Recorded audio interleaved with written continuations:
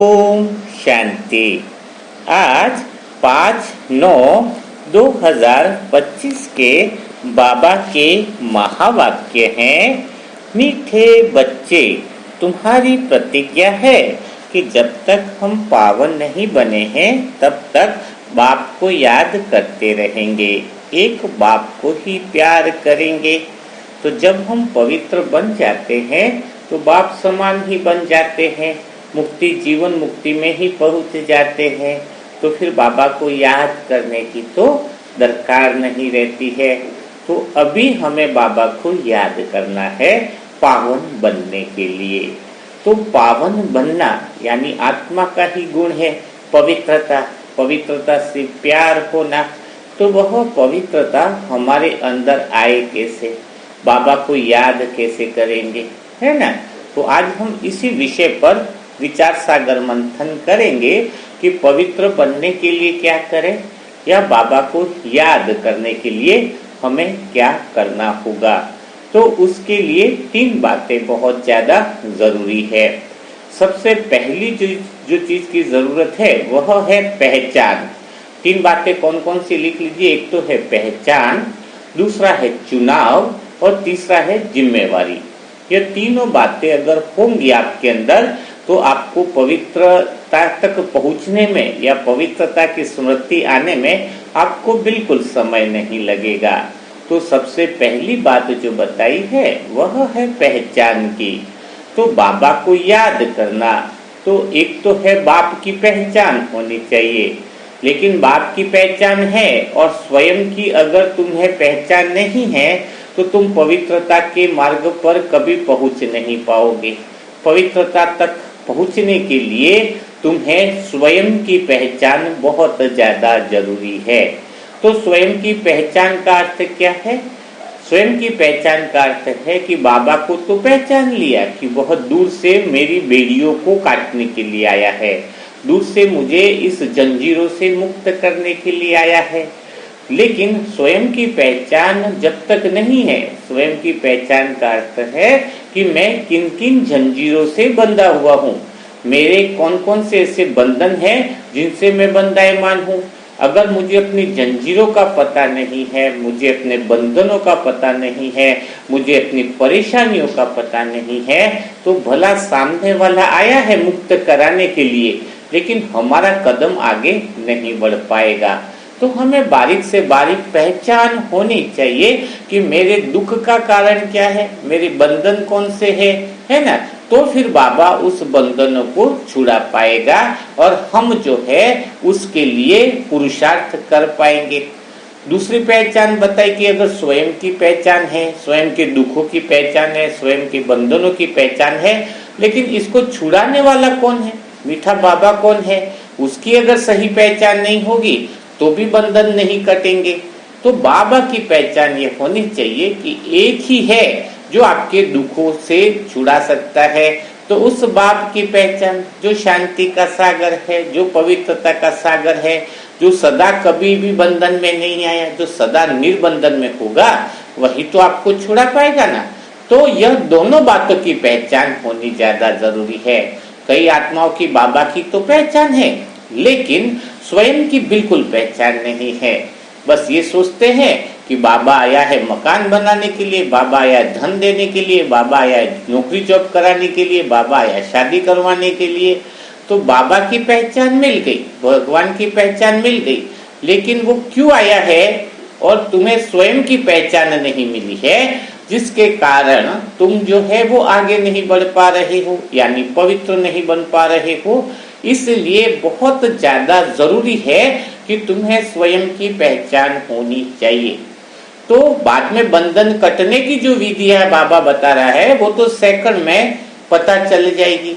तो अब स्वयं की पहचान तुम्हें क्या मिली है वह बहुत इंपॉर्टेंट बात है कि तुम्हारा बंधन क्या है, उसको और गहराई से समझ लेना चाहिए। पिछले मुरली मंथनों से तो बहुत बढ़िया रहा होगा कि कम से कम आप स्वयं की पहचान तक तो पहुंचे। अभी कोई कहता है योग सिखाओ, अमृत वेला में जोड़ो। अरे अमृत वेला में तो आपको जोड़ना है, इसलिए तो आपके पीछे इतनी मेहनत हो रही है, लेकिन कम से कम ये पता तो चले कि कौन से बंधन काटने के लिए अमृत वेला में बैठने हैं। अमृत वेला में कोई घर में किसी की बीमारी, किसी का ये, किसी का वो कामनाओं की पूर्ति के लिए थोड़ी अमृत वेला में बैठना है। यह अमृत वेला तो आपको पवित्र बनाने के लिए होने वाला है। तो क्या पहचान मिली स्वयं की, कि स्वयं जो है आपका मन है उसके अंदर एक दूसरा मैं जो है, जो विषय वासनाओं से चिपक गया है, जो देहभान से जो चिपक गया है, जिसको हम अहंकार भी कहते हैं, पांचों विकार भी कह सकते हैं। मैं शब्द जो बोल रहा है, तो आपको पहचान क्या मिली कि वही सारा आपका बंधन है ना। मैं जिससे जुड़े वो वैसा बन जाता है। तो मैं तो शरीर से भी जुड़ गया, मैं कामनाओं से भी जुड़ गया, और यही मैं जो है वह अपूर्ण बन जाता है, अधूरा समझता है, और अधूरा समझता है और वह पूर्ण होने के लिए संसार में जा रहा है। तो तुम्हें यह पहचान मिली कि मुझे इस मैं को खत्म करना है, जो ब्रह्म है। माया क्या है कि जो मैं है ही नहीं लेकिन दिखता है कि है। मैं अपूर्ण यानी कैसा है कि बीच में एक ऐसा खड्डा है, अंधेरा खड्डा है, जहां से निरंतर आवाज आ रही है। कौन सी निरंतर आवाज आ रही है कि मैं अधूरा हूं, मुझे पूर्ण करो, मैं अधूरा हूं, मुझे पूर्ण करो, मैं अधूरा हूं, मुझे पूर्ण करो। निरंतर जो मैं से आवाज आ रही है कि मैं अधूरा हूं और मुझे पूर्ण करो। ये जो निरंतर जो आवाज बनी हुई है, उस मैं को, उस भ्रम को ही खत्म करना, उसी मैं को खत्म करना ही तो सबसे बड़ी बात है। क्योंकि मन जो है, शुद्ध मन, ये झूठी पहचान में जी रहा है। अब जैसे झूठी पहचान में जीने का अर्थ क्या है कि जैसे एक मकान है, वहां पर कोई बंदा है, उसका बेटा खोया हुआ है, और एक व्यक्ति जो है वो बोलता है कि मैं ही हूँ बेटा करके, खोया हुआ बेटा है वो बन करके आज आ गया उस घर में। अब क्या हो रहा है, उसको वहां पे बिल्कुल मौज मस्ती मिल रही है, खाने को बढ़िया मिल रहा है, कपड़े मिल रहे हैं, खर्च करने को धन, बहुत कुछ मिल रहा है। वो डुप्लीकेट बच्चा बन करके वहां पर आया है। अब क्या होता है, 4-6 महीना गुजर जाते हैं, 7 महीना होता है, वो बहुत आनंद में रहता है। लेकिन उसी घर में फिर क्या होती है, कुछ किसी कारणवश परेशानी आ जाती है, दुख आ जाती है, बहुत बड़ी परेशानी आ जाती है, पैसों की भी तंगाई आ जाती है। और ये झूठा बच्चा जो बन करके आया है ना, उसको तो दूसरा ओरिजिनल बच्चा तो है नहीं वो, लेकिन अब जब दुख आया है, परेशानी आई है, तो भुगतनी भी उसको पड़ रही है। अब वह यह भी नहीं कह सकता है कि मैं नहीं हूं, मैं ओरिजिनल बच्चा नहीं हूं जो यहाँ पर आया था, मैं वो नहीं हूं जो तुम्हारा बच्चा नहीं हूं, मैं तो नकली बच्चा बन करके आया हूं। अब तो बोलने का भी नहीं रहा। क्यों? क्योंकि उसने मौज शौक बहुत ले लिए हैं, बहुत बहुत आनंद में वो रह गया है। तो अब क्या हो रहा है, अब असली बात तो वो बोल नहीं पा रहा है, तो सजाएं भी उसको भुगतनी पड़ रही है, सारे काम भी उसको, दुख भी झेलने पड़ रहे हैं। अब असली बात बोले तो परेशानी हो जाए। तो आपने क्या है कि नकली मैं बना करके शरीर के थोड़े सुख भी लिए हैं, तो अब तुम्हें दुख भी भोगने पड़ेंगे। क्योंकि तुमने झूठ से शुरुआत करी है, तो थोड़े सुख भी लिए तुमने शरीर के, तो अब तुम्हें क्या भुगतने पड़ रहे हैं, दुख भी भुगतने पड़ रहे हैं। तो यह मैं जो शादी की पार्टी में, दूल्हा दुल्हन की पार्टी में ऐसा मेहमान बन के गया है, और खाना खाते हुए किसी ने पूछ लिया आप कहाँ से हो, किसकी तरफ से हो, तो उसने बताया कि मैं तो दुल्हन की तरफ से हूँ, जबकि वो है तो नहीं दुल्हन की तरफ से, वो तो मजे लेने के लिए आया था। तो किसने बोला अच्छा दुल्हन की तरफ से ही तो हो, तो चलो थोड़ा सा हमें मदद करो। अब वो बर्तन भी मांजने पड़ रहे हैं, हलवाई के अंदर पूरी निकालने में भी मदद करनी पड़ रही है। अब वह ये तो बता नहीं सकता कि मैं दुल्हन की तरफ से नहीं हूँ। अब तो बताए तो फंसे, तो वही बर्तन मांज रहा है, वही सारे काम कर रहा है, तो आया था खाना खाने के लिए, मजे लेने के लिए, और अब हो रहा है वो परेशान। अगर वो सच बताए तो उसकी इज्जत की धज्जियां उड़ जाए। वैसी स्थिति मैं के कारण हुई है। थोड़ी आप अपनी पहचान पैदा करो, समझो कि आपका ये झूठा मैं जो है, जो मैं शरीर हूँ, मैं विषय, फिर वो मैं जो अधूरा हूँ, अपूर्ण हूँ करके जो पैदा हुआ है, जो है नहीं, जो अंदर से एक तरह से आवाज आ रही है, वो खड्डे में से आवाज आ रही है, बोलने वाला का भी पता नहीं। सबसे मेन गहरी बात है, बोलने वाला का भी पता नहीं, क्योंकि विषय से जब मन जुड़ता है तो वह अहंकार अधूरा ही रहता है ना। विषय से जो चिपकाव है वह संस्कार ही अंदर खड्डे से आवाज निकाल रहा है। कौन सी वृत्ति आपके अंदर आ गई? अधूरेपन की वृत्ति, मैं अधूरा हूँ, संसार से मैं कुछ पूरा होने वाला हूँ। ये अधूरेपन की जो प्रवृत्ति आपके अंदर आ गई है, वही चीज तो तुम्हें दुख दे रही है और यही तुम माया है। और इस अधूरेपन का जो मैं है, जो अशुद्ध जो मैं है, उसके नीचे छुपा हुआ है शुद्ध मन है। तो वो ऊपरी परत हटे, वो आप हमेशा क्या बोलते हो, मैं सही हूं, या तो ये बोलोगे या फिर बोलोगे मैं गलत हूं, लेकिन कभी ये बोलते कि मैं हूं ही नहीं। हाँ, कितनी गहरी है। तो एक तो बोलते हो मैं सही हूं और एक बोलते हो मैं गलत हूं, लेकिन कभी ये नहीं बोलते कि मैं नहीं और वास्तव में मैं है नहीं, है ना। तो इस बात को पहचानना कि मैं आत्मा जो शुद्ध हूं, मैं अलग अलग चीजों से जो जुड़ा हूं, मैं एक चीज से भी नहीं बना है, बहुत सारे विषय से जुड़ा हुआ है मैं, है, और सभी से दुख पा रहा है। वो नए नए विषय क्यों जोड़ता जा रहा है? तो कि जिससे भी जुड़ रहा है उससे वह अधूरा ही फील कर रहा है। जैसे पेट है, उसको भूख लगी है तो सामने वो भोजन से जुड़ जाएगा कि भोजन ही उसका विषय हो गया, लेकिन भोजन से तो ऑलरेडी पेट भर भी जाता है। लेकिन मैं जो है एक ऐसा है जिसको विषय से जुटने पर उसका पेट कभी नहीं भरता है ना। तो इस तरीके से जो जिस चीज की आवश्यकता है उससे जुड़ जाता है, लेकिन उस चीज से उसको पूर्णता प्राप्त नहीं होती है और वो भयंकर दुख, बेचैन और परेशानी में जी रहा है। तो तुम्हें इस मैं की जो है वो थोड़ी सी पहचान बताई है। तो पहली चीज क्या बताई? अगर पवित्र बनना है, प्योर बनना है, प्योर यानी शुद्ध मन है, तो शुद्ध मन के ऊपर जो अशुद्ध मन चढ़ा हुआ है, अशुद्ध मैं की पहचान तो होनी चाहिए ना, कि इसी अशुद्ध मैं के कारण मैं आत्मा जो है वो फंसी हुई हूं, है ना। तो यह बात जब हो गई तो पहली हो गई पहचान, है ना। तो पहचान तो हो गई है ना, क्लियरिटी से, जिसको शुद्धता से पहचान हो जाए कि मुझे इस अशुद्ध मैं से खत्म होना है। अशुद्ध मैं तो शरीर के साथ इसलिए जुड़ा है क्योंकि शरीर के साथ थोड़े मजे ले पाए, तो अब दुख भी झेल रहा है। वो शरीर तो है ही नहीं, मन शरीर तो है नहीं, लेकिन मैं शरीर हूं करके जुड़ गया है और अधूरा मान रहा है। अब इसको खत्म करना है, इसी को पवित्रता कहेंगे। तो आपको पवित्रता का अर्थ तो समझ में आए तो पवित्र बनना बड़ा आसान रहेगा। तो यहां तक आपको दो बातें क्लियर हो गई। क्या? कि आपने स्वयं को पहचान लिया है। क्या पहचान लिया? अशुद्ध मन, और इसके अंदर जो अशुद्ध मन मैं बन के बैठा है, जो शुद्ध रूप में अहंकार है, उसको हमें खत्म करना है। बाबा की सारी मूल्य का आधार क्या है? मैं और मेरे को खत्म करना। क्यों है ये आधार? क्योंकि ये मैं ही है जो दिखता नहीं और बहुत बड़ी माया है, बहुत बड़ा भ्रम पैदा करके रखा हुआ है ना। तो चलो यहां तक तो आपको समझ में आ गया कि भाई मैं जो है वो उसको समाप्त करना है, अशुद्ध मन अहंकार उसको खत्म करना है। शुद्ध मन की भी बात आपको समझ में आ गई, है ना, परमात्मा की बात समझ में आ गई। लेकिन अब बात आती है कि इस अहंकार को, अशुद्ध मैं को खत्म कैसे करे, है ना। अशुद्ध मन को, मैं जो मना बना बैठा है, इस भ्रम को खत्म कैसे किया जाए, समाप्त कैसे किया जाए, है ना।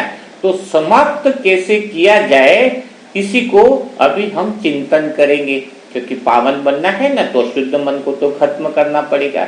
तो आपने देखा होगा इस अशुद्ध मन को या अहंकार को समाप्त करने की विधियों के बारे में जो है वो इन मुरली मंथनों में आपको नहीं बताया गया है। कारण क्या था, क्यों नहीं बताया गया है? ज्यादातर नहीं बताया गया, सिर्फ परिचय दिया गया है कि ये अशुद्ध मन है, मैं है, और ये शुद्ध मन है, इसके ऊपर परत है, अहंकार है जो है नहीं। तो यह आपको परिचय दिया गया। पूर्ण मन है, अपूर्णता क्या है, जब तक पहचान नहीं होगी तब तक इसको काटा कैसे जाएगा, समाप्त कैसे किया जाएगा। तो अब आपको ज्यादातर मुरली मंथन में इन विधियों के बारे में ज्यादा लाइन को फोकस किया जाएगा। एक्चुअल में बाबा की मुरली के अंदर तो वह विधियां रहती हैं समाप्त करने की, लेकिन वह पॉइंट आज तक हमने उठाई नहीं है। कारण यह था क्योंकि तुम्हें भी पहली स्टेज ही क्लियर नहीं थी, ज्ञान की पहचान, स्वयं की पहचान ही नहीं थी कि बेड़िया कौन सी है, उसकी अभी तक आपको पहचान हो गई है। इसलिए कोई नई आत्मा मुरली मंथन सुनती है तो वो समझ नहीं पाती है, इसलिए उसको पुराने मुरली मंथन से बताना होगा, वहां से जोड़ना होगा, या फिर आपको उसकी जानकारी बतानी होगी।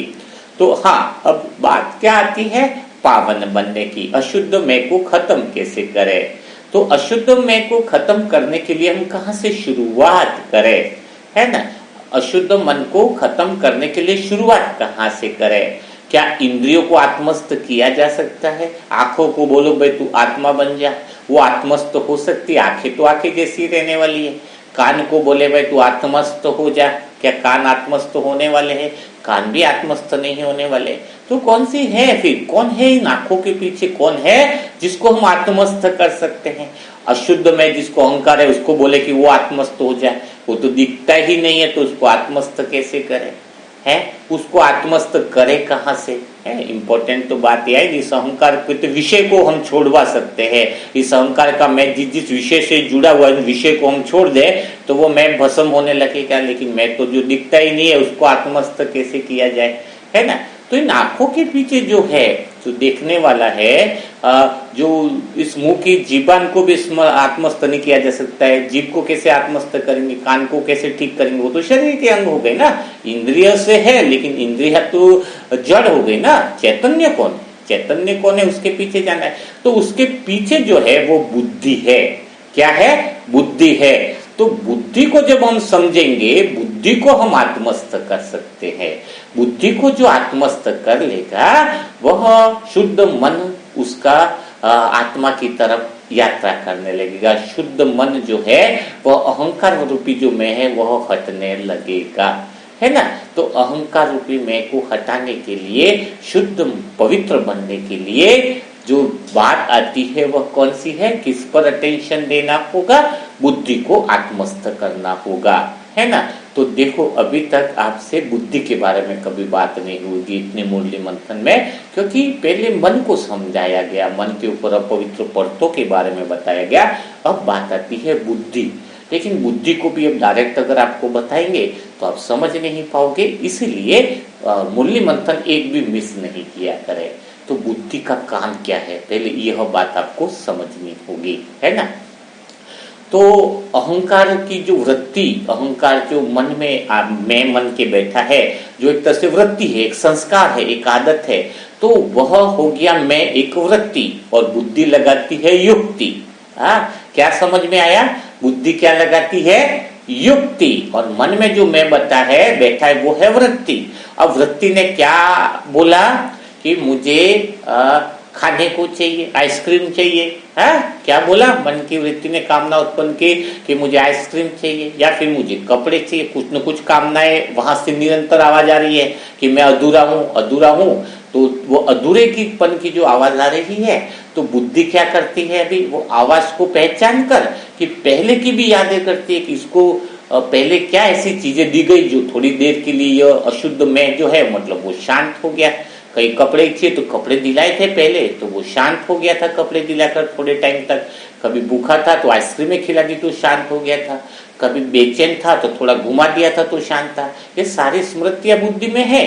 तो बुद्धि क्या लगाती है? युक्ति। समझदार है बुद्धि तो युक्ति तो लगाएगी।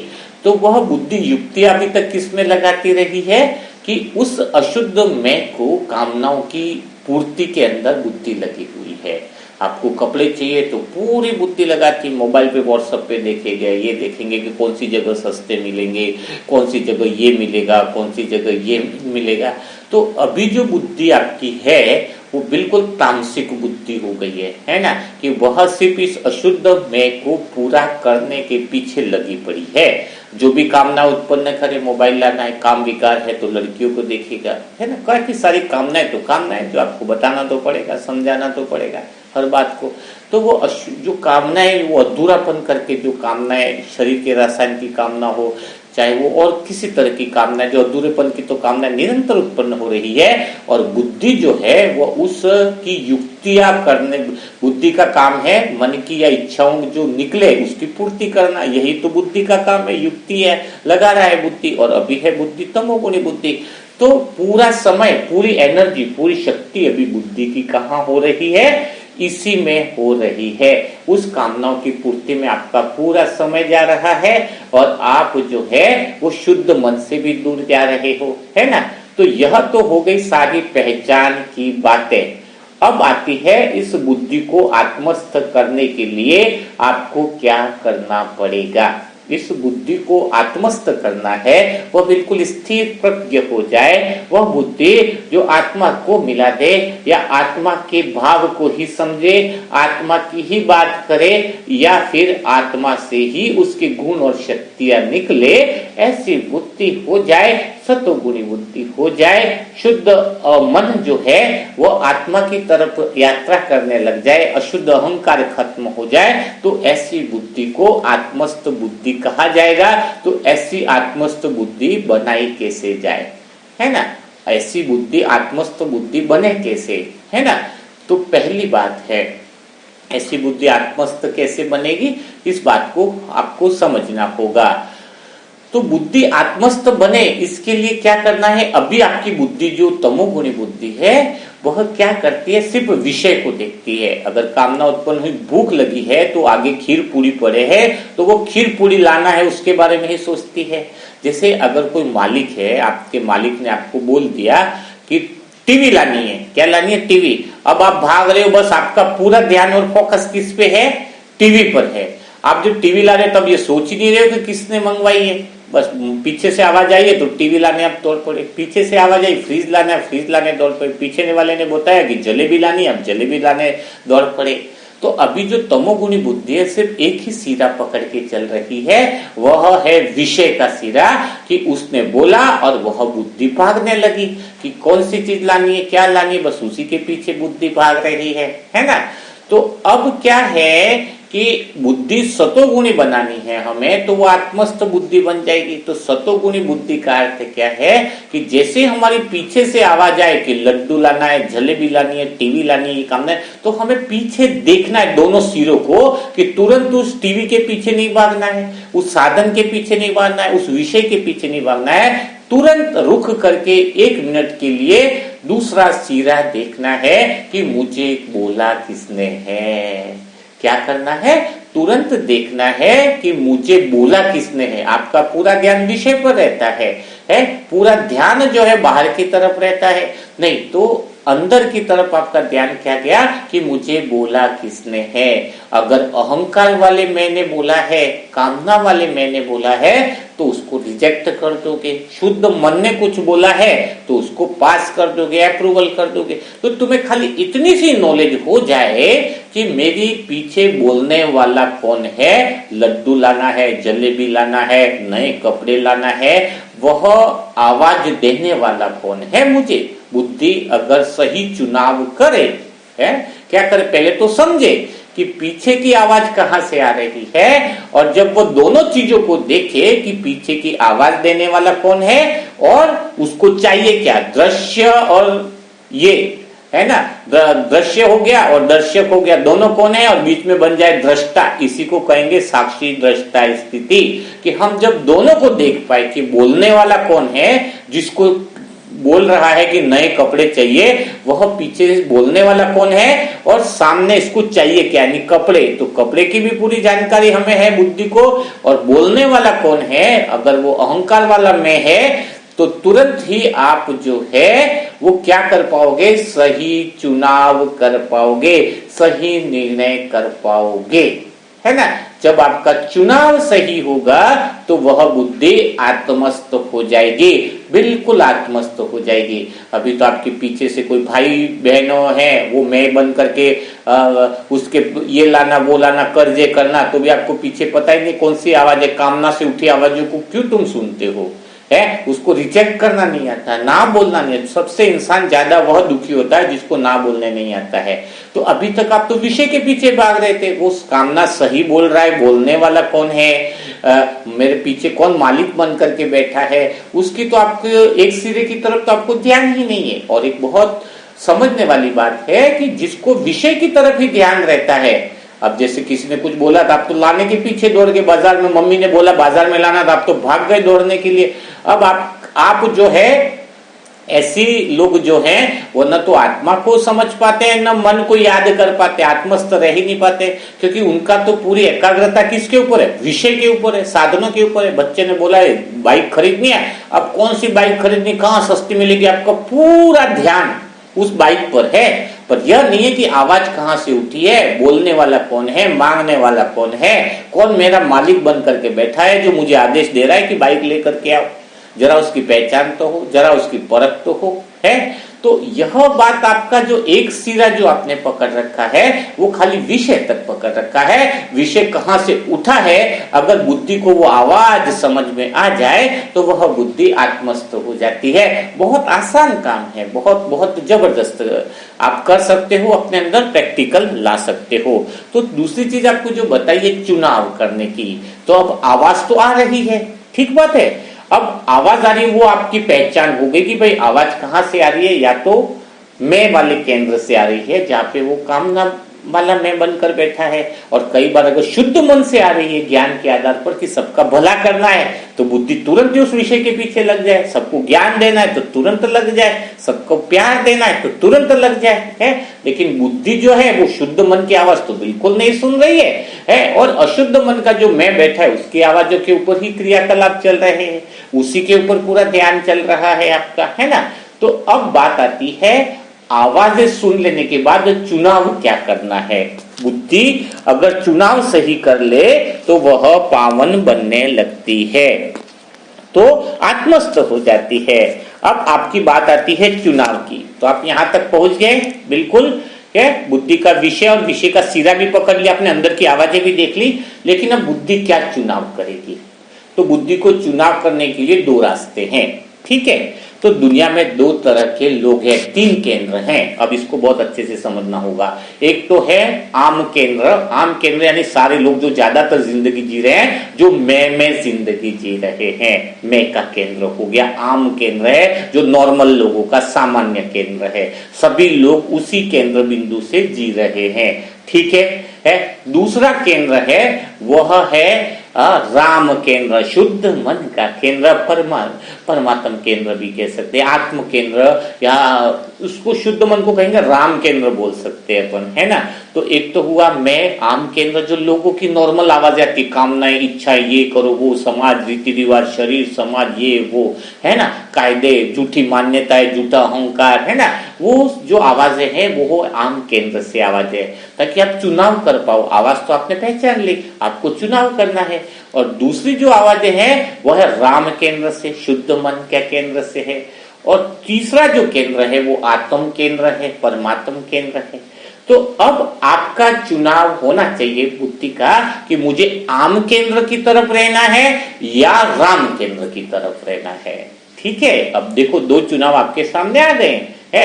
जब बुद्धि चुनाव करेगी तो पवित्र बन जाओगे, आप आत्मस्थ हो जाओगे। देखो विधि पूरी बताई जा रही है, निर्णय आपका लेना। तो चुनाव आपके सामने दो हुए, एक तो मैं वाला केंद्र जो आम केंद्र है, और एक शुद्ध मन वाला केंद्र है, राम केंद्र है। अगर आप सोचो कि मैं दोनों नाम में केंद्र पे रहूं, दोनों नाम पे मैं कदम रखूं, तो वो पॉसिबल होने वाला नहीं है। क्योंकि जो राम केंद्र है वह तो आत्मा की तरफ उसकी नाव जा रही है, परमात्मा की तरफ नाव जा रही है, और जो आम केंद्र है वह संसार की तरफ नाव जा रही है। उसकी नाव तो संसार, कामनाएं और इच्छाओं में जा रही है ना। समझ रहे, चुनाव करने के लिए आपको दोनों विधियां बताई जा रही है।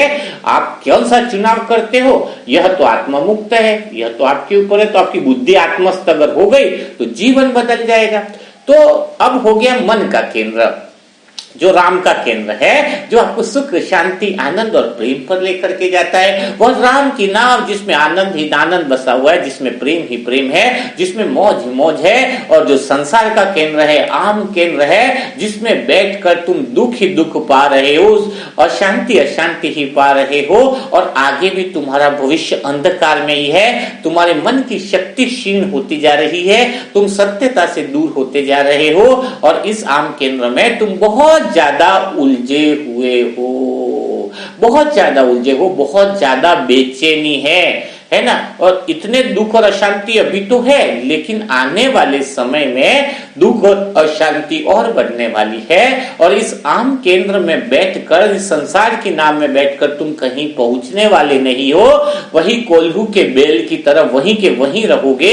जैसे कोल्हू का बेल आगे तो बढ़ता है, चलता रहता है, लेकिन उसको क्या लगता है कि मैं बहुत आगे बढ़ रहा हूं, लेकिन वो वहीं का वहीं घूमता है। तो संसार के केंद्र में या आम केंद्र में अगर तुम बैठते हो तो तुम्हें फिर वहीं के वहीं रिजल्ट मिलने वाले हैं। वही दुख, वही अशांति, वही पीड़ा, वही रोजमर्रा की वही बातें। मामा ने ये कह दिया, काकी ने ये कह दिया, नई बातें, एक इच्छा पूरी करी, दूसरी इच्छा, फिर पता चला भाई नाराज हो गया, उसके बच्चे नाराज हो गए। वही कथा कहानियां सारी आम केंद्र पर चल रही है। जो मैं का केंद्र है, जो मैं है नहीं, उस मैं को प्रबल कर रहा है। और उस राम केंद्र पर सच्चा ज्ञान का मनन चिंतन है, परमात्मा का साथ है। और वह नाव जो है वो एक जगह रुकी नहीं है, वह तो आत्मा तक ले जा रही है। दिन ब दिन गति को प्राप्त करिए, दिन ब दिन मुक्ति को प्राप्त करिए, दिन ब दिन परमात्मा राम से मिला रही है। कितना परम आनंद है, कितना मौज है, कितना सुख है। ऐसी विश्राम की जगह यह नाव लेकर के जा रही है, जहां तुम्हें कोई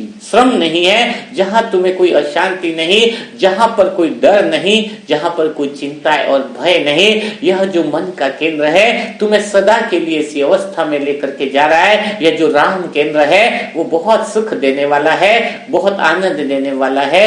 जन्म जन्मांतर के लिए जिस केंद्र की तुम तलाश कर रहे थे वह यही केंद्र है। तो निर्णय आपका है, चुनाव आपका है कि आप किस केंद्र में बैठते हो, कौन सी नाव में बैठते हो और किस नाव के लिए आप काम करते हो। अगर संसार की नाव के लिए काम करोगे तो कामनाओं में लग जाओगे, तुम्हारी बुद्धि भ्रष्ट बुद्धि कहलाएगी, तुम तामसिक प्रवृत्ति के कहलाओगे।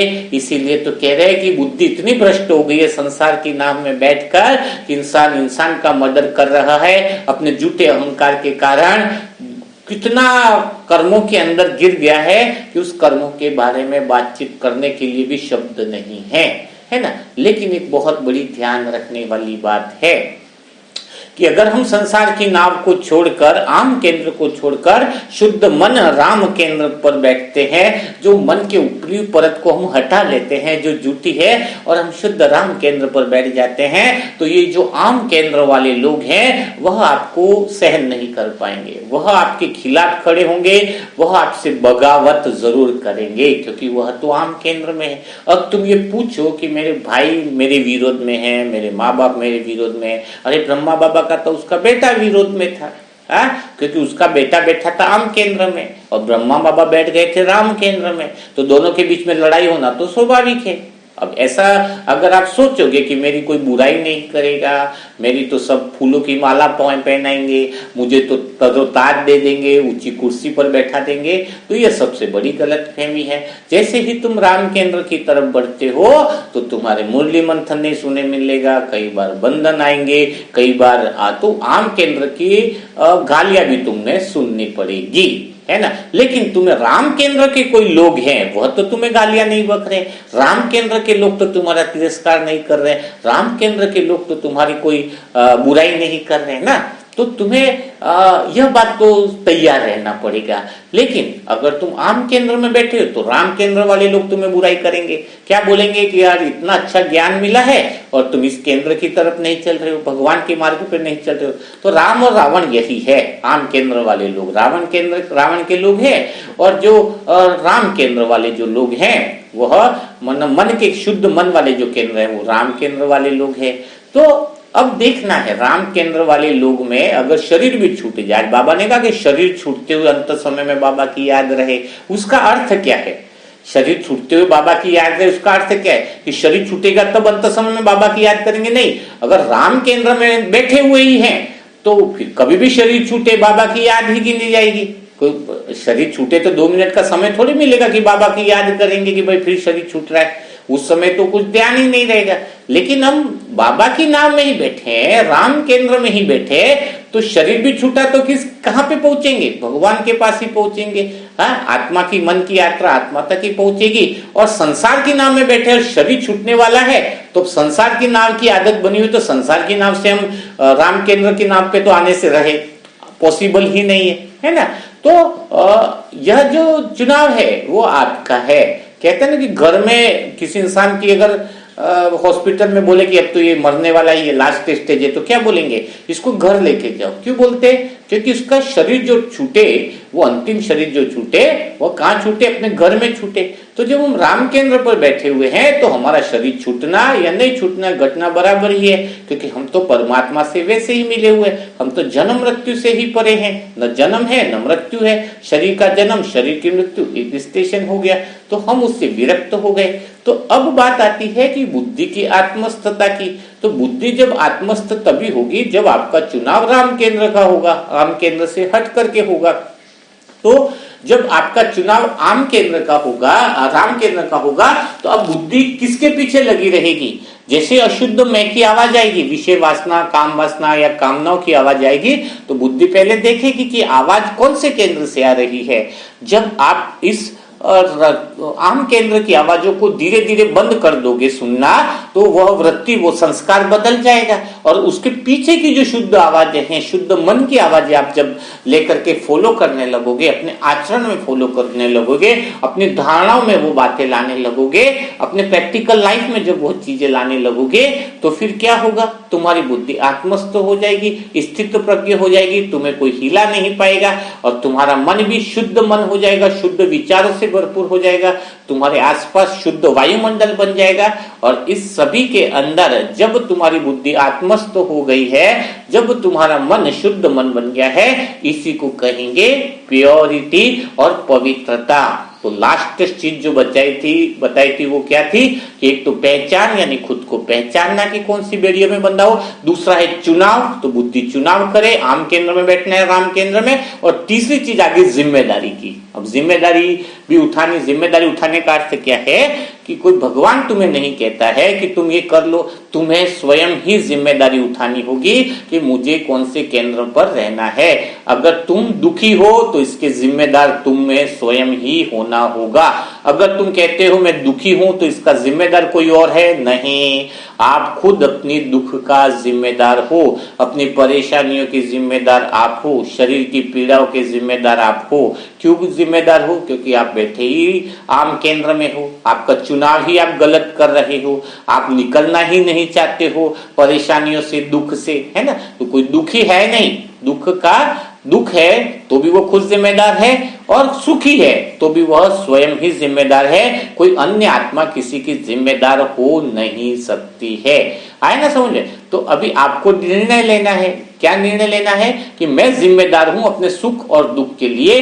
भगवान ने तो सारी बातें आपको बता दी है, अब आप अपनी जिम्मेदारी लो। अगर दुखों से निकलना चाहते हो या भविष्य की पीड़ाओं से बचना चाहते हो, भविष्य की अशांतियों से भी बचना चाहते हो, सदा के लिए शांति में रहना चाहते हो, तो उस अशुद्ध मैं को खत्म करो, उसकी आवाज को पहचानो और तुरंत राम केंद्र पर बैठ जाओ।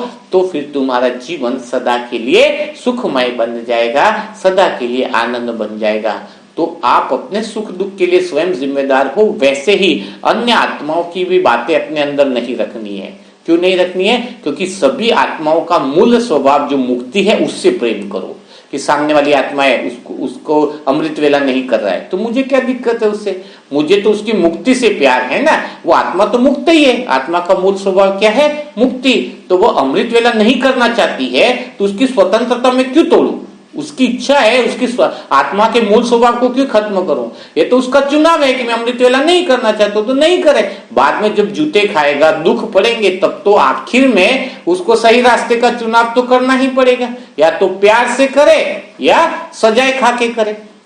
चुनाव और रास्ता तो लास्ट में एक ही बचने वाला है ना। अभी तो अंत समय आने वाला है, क्योंकि उस रास्ते पर चल करके जो जितना ज्यादा झूठ में जिएगा, उसको ज्यादा कष्ट होंगे वापिस आने में।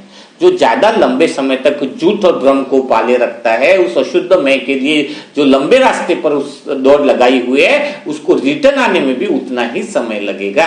तो जैसे अभी हमें पहचान मिल गई, तो हम इसी पल से हम अशुद्ध मैं में क्यों जिए। लेकिन अन्य आत्माओं से आपको कोई परेशानी नहीं होनी चाहिए। जैसे अभी बाबा ने मुरली मंत्र सुना है, फिर भी कोई आत्मा चाहती है कि मैं अशुद्ध मैं की तरफ भी बढ़े, तो मैं उसको क्यों फोर्स करूं? उसकी स्वतंत्रता, उसका चुनाव, उसकी जिम्मेदारी है। अगर वो गलत चुनाव करेगा तो दुख के लिए भी वो खुद ही जिम्मेदार है, अच्छा करेगा तो सुख के लिए भी वही जिम्मेदार है ना। तो हमें ज्यादा इतना पर चिंतन करने की कोई आवश्यकता नहीं है ना। खाली आप अपना जीवन इतना बेहतर बनाओ कि आपको देखकर, आपके कर्मों को देखकर, आपकी गहरी शांति को देखकर, आपके परम प्रेम को देखकर दुनिया आपके चुनाव की तरफ चलने लग जाए कि इन्होंने जो चुनाव किया है, इन्होंने जो किया है, वो आम केंद्र वाले भी एक दिन ऐसा आएगा कि आपके तारीफों के पुल बांधते हुए थकेंगे नहीं, है ना। तो ये बातें सारी जो है वह समझने वाली है। तो आपको ये सारी बातें पवित्र बनने की बात, बुद्धि की बातें क्लियर हुई है या नहीं, उसको बहुत गहराई से देखना है। और पहले ही बताया कि दवाई ज्यादा लेते जाओगे लेकिन बीमारी का पता नहीं होगा तो ठीक होना मुश्किल है। आत्म अवलोकन करना बहुत ज्यादा जरूरी है ना। आत्म अवलोकन करो कि कौन सी बात मुझ आत्मा के लिए कहाँ पर फिट बैठती है ना। और सारी मुरली मंथन है दोबारा रिपीट किया करो, दोबारा सुना करो, ताकि क्या होगा कि आपको वो बातें रिवाइज होती है। एक ही मुरली में आप 6 दिन की पुराना मुरली मंथन सुनोगे ना तो बातें आज काम आएगी आपकी, है ना। कई बार उस समय जब सुनते हैं तब वो बातें समझ में कम आती है, लेकिन वापिस वो जब मुरली मंथन सुनते हैं तो वापिस वो बातें हमें कुछ नहीं लगती है। तो आज आपने मुरली मंथन से क्या सीखा, क्या समझा, उसको कमेंट बॉक्स में लिखिएगा। बहुत कि आपको क्या रियलाइजेशन हुआ, मुरली मंथन समझ में आ रहा है या नहीं, मुरली मंथन से क्या आपकी ज्ञान समझ में फर्क आ रहा है या नहीं आ रहा है, यह भी बातें आप कमेंट बॉक्स में जरूर लिखिएगा। जो नई आत्माएं हैं जो जुड़ना चाहती है ग्रुप से, उनके लिए व्हाट्सएप नंबर है 7202921969। कुछ आत्माओं ने मैसेज किया है कि हम एक एक आत्मा को जोड़ेंगे और कल जोड़ भी दिया है, ये बहुत अच्छी बात है। तो जो आत्माएं अभी भी किसी अन्य आत्माओं को भी अपने समान बनाना चाहती है तो ग्रुप में जरूर जोड़े, क्योंकि उसका पूरा पुण्य जो है वो आपको मिलता है। और सबसे बड़ा पुण्य है बाप समान बनाना। आपने ज्ञान इकट्ठा किया, समझा, और किसी को अपने जैसा बनाया ही नहीं, तो ऐसे ज्ञान का क्या फायदा। बाबा फिर ऐसे बच्चों की तरफ ध्यान नहीं देता है। बाबा सोचता है इतनी अच्छी मेहनत करी इसको समझाने के पीछे, इतनी गहरी बातें समझाई है, फिर भी वो किसी को समझा ही नहीं पा रहा है, इसका अर्थ वो बुद्धि में बातें ही नहीं उतरी है ना। तो कम से कम महीने में एक आत्मा को तो अपने जैसा बनाओ। राज्य किस पे करोगे? क्या सत्युग में अकेले राज्य करोगे? कोई प्रजा ही नहीं होगी तुम्हारी। प्रजा कौन सी गिनी जाएगी? जिसने सबसे ज्यादा अपने समान आप समान बनाया है। अगर बाय चांस आपने एक आत्मा को अपने समान बनाया, एक अपने ग्रुप में है जिसने 2 आत्माओं को जोड़ा था, लेकिन उस दूसरी जो आत्मा बनी ना उसने 20 आत्माओं को जोड़ दिया, तो अभी क्या हुआ? जो नीचे की आत्मा 20 आत्माएं जुड़ी है ना, तो वो पहली आत्मा को पुण्य मिलेगा ना उसका, क्योंकि उसने तो एक बीज को रोपा था और वह बीज जितना भी वृक्ष बना है उसका सारा पुण्य ऊपर वाले के पास जाता है। तो आपको अकेले नहीं जोड़ना है कि मुझे 50, 100, 500, 1000। आप जिस एक आत्मा को जोड़ोगे, 2 आत्माओं को जोड़ोगे, तो वही 2 आत्माएं 10 को लेकर के आएंगी, आप समान बनाएगी। लेकिन अपने आप से पूछो कि आपने कितनी आत्माओं को जोड़ा है। यह अमृत वेला के लाइव सेशन में जो जुड़ेंगे तो फाइनल प्रश्न ये पूछा जाएगा कि आपने अभी तक कितनी आत्माओं को आप समान बनाया है। सेकंड जो पेपर आने वाला है वो उसी के अंदर इसी का आधार भी बहुत ज्यादा रहने वाला है ना।